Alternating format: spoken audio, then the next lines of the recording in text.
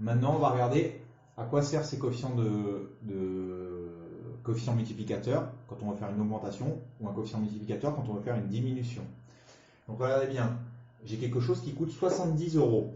70 euros. Il est augmenté de 30%.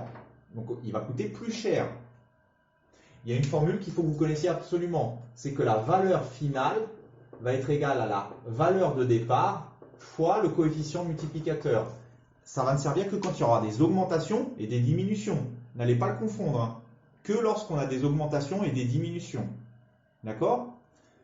Alors, là j'ai quelque chose qui a eu une augmentation. On l'a augmenté d'un pourcentage.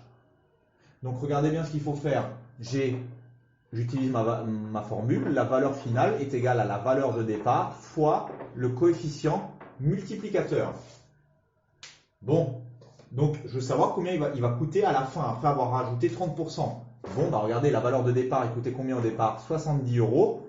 Et on doit multiplier par le coefficient multiplicateur. Le coefficient multiplicateur, là, dans ce cas-là, c'est quoi? C'est 1 plus 30%, parce que c'est une augmentation. Regardez bien, j'ai fait un coefficient multiplicateur, 1 plus 30%.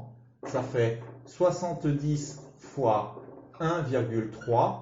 Si vous prenez la calculatrice, ça va vous donner 91. Donc, avec une augmentation de 30%, il coûte maintenant 91 euros. Deuxième exemple, un produit coûte cette fois-ci 45 euros. Il baisse de 20 euros, de 20%, pardon, excusez-moi, de 20%. On veut son nouveau prix. Évidemment, vous savez le faire depuis la 6e avec des tableaux de proportionnalité, mais il faut connaître cette nouvelle formule. Donc regardez bien, je fais la valeur finale est égale à la valeur de départ fois le coefficient multiplicateur.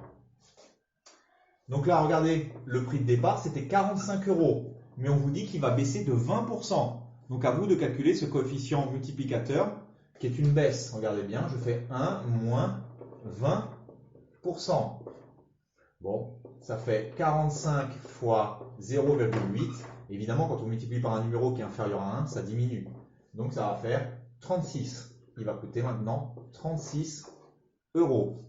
Je vais maintenant faire le 3 et le 4. Attendez juste 2 secondes que j'efface. Voilà. Alors, qu'est-ce qu'on me dit maintenant? Regardez, j'ai un produit qui coûte 125 euros et il va augmenter de 15%. Bon, quand il y a une augmentation ou une diminution, je sais qu'il faut que j'utilise cette formule-là. Donc, je le fais. Valeur finale égale à la valeur de départ fois le coefficient multiplicateur.